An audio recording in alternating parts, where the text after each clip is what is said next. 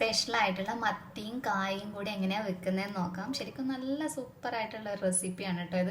എന്തായാലും ട്രൈ ചെയ്ത് നോക്കാം. അപ്പോൾ ഞാനിവിടെ വളരെ കുറച്ച് മത്തി മാത്രമേ എടുത്തിട്ടുള്ളൂ. അപ്പോൾ നിങ്ങൾ മത്തിയും കായും വെക്കുന്ന സമയത്ത് മാക്സിമം ചെറിയ മത്തി ഉപയോഗിക്കാൻ നോക്കുക. അപ്പോഴായിരിക്കും നല്ല രുചി ഉണ്ടാവുക.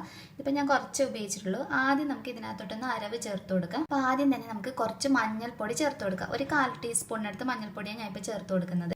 ഇനി ഒരു 2 ടീസ്പൂണിനടുത്ത് മുളക് പൊടി ചേർത്ത് കൊടുക്കുക. അപ്പോൾ ഞാൻ ഇന്നലെ റെസിപ്പി ഉണ്ടാക്കിയപ്പോൾ പറഞ്ഞില്ലേ, പിരിയമുളകും നമ്മുടെ സാധാരണ മുളകും കൂടി പൊടിച്ചിട്ട് വെച്ചിട്ടുള്ളതാണ്. അപ്പോൾ നിങ്ങൾക്ക് വേണമെങ്കിൽ കുറച്ച് കളറായിട്ടും കൂടി വേണമെന്നുണ്ടെങ്കിൽ ഇങ്ങനെ പൊടിച്ച് വെച്ചതില്ലെങ്കിൽ കാശ്മീരി മുളകും രണ്ട് സെപ്പറേറ്റ് ആയിട്ട് 1 ടീസ്പൂൺ വെച്ച് ചേർത്ത് കൊടുത്താൽ മതി. ഇതിപ്പോൾ ഞാൻ 2 ടീസ്പൂൺ മുളക് പൊടിയാണ് ചേർത്ത് കൊടുത്തിരിക്കുന്നത്. നിങ്ങളുടെ എരിവിനനുസരിച്ചിട്ട് അഡ്ജസ്റ്റ് ചെയ്യുക. അപ്പോൾ ആവശ്യത്തിനുള്ള ഉപ്പ് ചേർത്ത് കൊടുക്കുക. അപ്പോൾ ഞാൻ മത്തി നന്നായിട്ട് കഴുകി എടുക്കുമ്പോഴും ഉപ്പ് ചേർത്തിട്ടാണ് കഴുകി എടുത്തിട്ടുണ്ടായിരുന്നത്. അപ്പോൾ അങ്ങനെ കഴുകിയെടുക്കുന്നതായിരിക്കും കുറച്ചുകൂടി നല്ലത്. നിങ്ങൾ മത്തി ക്ലീൻ ചെയ്യുമ്പോൾ നന്നായിട്ട് ഉപ്പ് ചേർത്തിട്ട് തന്നെ കഴുകിയെടുക്കുക. അപ്പോൾ അതിൻ്റെ ആ ഒരു എന്തെങ്കിലും സ്മെല്ലൊക്കെ ഉണ്ടെങ്കിൽ അങ്ങ് പോയി കിട്ടും. അപ്പോൾ ഇത്രയും പൊടികൾ മാത്രമേ വേണ്ടൂ. ഇനി ഇത് നമുക്ക് നന്നായിട്ടൊന്ന് യോജിപ്പിച്ച് കൊടുക്കാം. അപ്പോൾ ഇങ്ങനെ മിക്സ് ചെയ്തതിന് ശേഷം അധികം നേരം വെക്കണം എന്നൊന്നുമില്ല കേട്ടോ. നമ്മൾ സാധാരണ റെസിപ്പീസ് ഒക്കെ ചെയ്യുമ്പോൾ മാരിനേഷൻ ചെയ്യാൻ വെക്കില്ലേ, അതിൻ്റെ ആവശ്യമൊന്നുമില്ല. അപ്പോൾ ഇത് നന്നായിട്ട് ഇപ്പോൾ മുളക് പൊടിയും മഞ്ഞൾപ്പൊടിയൊക്കെ ആയിട്ട് നന്നായിട്ട് യോജിച്ചെടുത്തിട്ടുണ്ട്. ഇനി നമുക്ക് തേങ്ങ ഒന്ന് ഒതുക്കിയെടുക്കാൻ വേണ്ടത്. അപ്പോൾ അതെങ്ങനെയാണ് ചെയ്യുന്നതെന്ന് നോക്കാം. തേങ്ങ ഒതുക്കിയെടുക്കാനായിട്ട് ഇപ്പോൾ ഇത് കുറച്ച് മത്തിയല്ലേ ഉള്ളൂ. അപ്പോൾ ഞാൻ ഏകദേശം ഒരു 1/4 കപ്പ് തേങ്ങ മാത്രമേ ഉപയോഗിച്ചിട്ടുള്ളൂ. പിന്നെ ഇതിനകത്തോട്ടേക്ക് നമ്മൾ ചേർത്ത് കൊടുക്കേണ്ടത് ജീരകമാണ്. നമ്മുടെ സാധാരണ കറി വെക്കുന്ന ജീരകം ഉണ്ടല്ലോ, അതിപ്പോൾ ഒരു 1/4 ടീസ്പൂണിനടുത്തൊക്കെ ചേർത്ത് കൊടുത്താൽ മതി. പിന്നെ നമുക്ക് വെളുത്തുള്ളി ചതച്ചതാണ് ചേർത്ത് കൊടുക്കേണ്ടത്. ഒന്നുകിൽ നിങ്ങൾക്ക് ഈ തേങ്ങ ഒന്ന് ഒതുക്കിയെടുക്കുന്ന സമയത്ത് വെളുത്തുള്ളി ചതച്ചത് ഇതിൻ്റെ കൂടെ ചേർത്തിട്ട് അരക്കാം. അപ്പോൾ പക്ഷേ എനിക്ക് ആ വെളുത്തുള്ളി ഒന്ന് അതിൻ്റെ കൂടെ മിക്സ് ആയിട്ടുള്ള ആ ടേസ്റ്റ് ഇഷ്ടമില്ലാത്തതുകൊണ്ട് ഞാൻ ഇങ്ങനെ ചെയ്യുന്നില്ല. കറി ഉണ്ടാക്കുമ്പോൾ അതിൽ ചേർത്ത് കൊടുക്കുക ചെയ്യുന്നത്. ഒന്നിൽ നിങ്ങൾക്ക് ഇതിൻ്റെ കൂടെ തന്നെ അരക്കാം കേട്ടോ.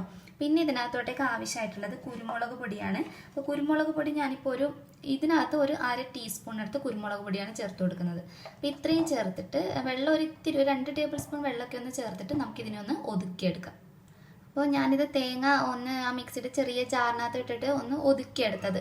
1 ടേബിൾ സ്പൂൺ വെള്ളം മാത്രമേ ഉപയോഗിച്ചിട്ടുള്ളൂ കേട്ടോ. വെള്ളം ഉപയോഗിക്കേണ്ട ആവശ്യമൊന്നുമില്ല. അഥവാ നിങ്ങൾക്ക് അരക്കാൻ കഴിയുന്നില്ലെങ്കിൽ ജസ്റ്റ് 1 ടേബിൾ സ്പൂൺ ആവശ്യത്തിന് മാത്രം ഉപയോഗിച്ചാൽ മതി. അപ്പോൾ ഇതുപോലെ ഒന്ന് ജസ്റ്റ് ഒതുക്കിയെടുക്കാം. നമ്മൾ സാധാരണ കൂട്ടുകറി അവിയലൊക്കെ വെക്കുമ്പോൾ ചെയ്യില്ലേ, അതുപോലെ തന്നെയാണ്. അപ്പോൾ നമുക്കിനി എങ്ങനെയാണ് ഉണ്ടാക്കുന്നതെന്ന് നോക്കാം. കറി ഉണ്ടാക്കാനായിട്ട് ഞാനിവിടെ ഒരു ചട്ടി വെച്ചിട്ടുണ്ട്. ചട്ടിയിൽ തന്നെ ചെയ്യാൻ നോക്കാം കേട്ടോ. അപ്പോൾ നാടിൻ്റെ ആ ഒരു ശരിക്കും ആ നാടൻ ഡിഷസൊക്കെ ചെയ്യുമ്പോൾ ചട്ടിയിൽ ചെയ്യുന്ന ആ സ്വാദൊന്നും നമ്മൾ സാധാരണ പാത്രത്തിനകത്തിട്ട് ചെയ്താൽ കിട്ടില്ല. അപ്പോൾ നമുക്ക് ഇതിനകത്തോട്ടേക്ക് നമ്മൾ നേരത്തെ അരവൊക്കെ മിക്സാക്കി വെച്ചിരിക്കുന്ന മത്തി ഒന്ന് ഇതിനകത്തോട്ടേക്ക് ചേർത്ത് കൊടുക്കാം. ഇനി എളുപ്പമാണ് ഇത് ഉണ്ടാക്കിയെടുക്കാൻ. ഇനി ഇതിനകത്തോട്ടേക്ക് നമുക്ക് പച്ചക്കായ, ഇതിപ്പോൾ ഞാനൊന്ന് ഒരു കായ മാത്രമേ ഉപയോഗിച്ചിട്ടുള്ളൂ കേട്ടോ. അത്ര മാത്രമല്ലേ ഉള്ളൂ. അപ്പോൾ അത് നിങ്ങൾ എത്രയാണ് ഇപ്പോൾ അതിൻ്റെ തോലൊക്കെ കളഞ്ഞതിന് ശേഷം ചെറിയതായിട്ടാണ് മുറിച്ചെടുത്തിരിക്കുന്നത്. അപ്പോൾ വെന്ത് കിട്ടാനും കുറച്ച് എളുപ്പമായിരിക്കും. മത്തിയുടെ കൂടെ തന്നെ നമുക്കൊന്ന് പാകമായി കിട്ടണമല്ലോ. അപ്പോൾ ചെറിയതായിട്ടാണ് കട്ട് ചെയ്തിരിക്കുന്നത്. അപ്പോൾ വലിയ മത്തിയാണ് ഉപയോഗിക്കുന്നതെങ്കിൽ സാധാരണ കായ വേറെ തന്നെയാണ് വേവിച്ചെടുക്കാന്നാണ് അന്ന് ആ ചേച്ചി എനിക്ക് പറഞ്ഞു തന്നിട്ടുള്ളത്. ഇതിപ്പോൾ ചെറിയ മത്തിയിലാണ് ഞാൻ ഉപയോഗിക്കുന്നത്. അതുകൊണ്ട് ഞാൻ ഇതിൻ്റെ കൂടെ തന്നെ ഇട്ടിട്ടാണ് ഇതിനെ ഒന്ന് വേവിക്കുന്നത്. ഇനി ഇതിനകത്തോട്ടേക്ക് നമുക്ക് കുരുമുളക് പൊടി, ഞാനിപ്പോൾ 1 ടീസ്പൂണിനടുത്ത് കുരുമുളക് പൊടിയാണ് ചേർത്തിരിക്കുന്നത്. കുറച്ച് കറിവേപ്പില കൂടി ഇട്ട് കൊടുക്കാം. ഒരു തണ്ട് കറിവേപ്പിലൊക്കെ ചേർത്ത് കൊടുത്താൽ മതി. ഇനി ഇതിനകത്തോട്ടേക്ക് കുറച്ച് വെള്ളം, ഒത്തിരി ഉപയോഗിക്കരുത് കേട്ടോ. ഞാൻ പറഞ്ഞില്ല, നമ്മൾ കൂട്ടുകറി ഉണ്ടാക്കിയെടുക്കുന്ന ആ ഒരു പാകത്തിനാണ് നമ്മളിത് ചെയ്യുന്നത്. അപ്പോൾ ഒത്തിരി വെള്ളം ഉപയോഗിക്കരുത്. ഏകദേശം കണ്ടില്ലേ, ഇതിപ്പോൾ ഞാൻ വളരെ കുറച്ച് മാത്രമേ ഉപയോഗിച്ചിട്ടുള്ളൂ. ഇതൊന്ന് നമുക്കൊന്ന് മിക്സ് ആക്കി കൊടുക്കാം. അപ്പോൾ ഇതിനകത്ത് കുറച്ച് ഞാനൊന്ന് യോജിപ്പിച്ച് കൊടുത്തിട്ടുണ്ട്. ഉപ്പ് കുറച്ച് കുറവായിരുന്നു, അപ്പോൾ ഞാൻ ഉപ്പ് കുറച്ചുകൂടി ചേർത്ത് കൊടുത്തിട്ടുണ്ട്. അപ്പോൾ വെള്ളം ചേർത്ത് കഴിഞ്ഞാൽ ഉപ്പൊന്ന് നോക്കി അഡ്ജസ്റ്റ് ചെയ്യുക. ഇനി ഇതിനെ നമുക്ക് മൂടി വെച്ചിട്ട് ഈ മത്തിയും കായും ഒന്ന് വേവിച്ചെടുക്കാം. ഒന്ന് തുറന്ന് നോക്കാം. അപ്പോൾ ഇടയ്ക്ക് ഞാനൊന്ന് ചുറ്റിച്ചു കൊടുത്തിട്ടുണ്ടായിരുന്നു കേട്ടോ. അപ്പോൾ അത് ഇടയ്ക്കൊന്ന് അതുപോലെ നിങ്ങളൊന്ന് തുറന്ന് നോക്കിയിട്ടൊന്ന് ചുറ്റിച്ചു കൊടുത്താൽ മതി. ഇപ്പോൾ കായൊക്കെ കറക്റ്റ് പാകമായിട്ടുണ്ട്.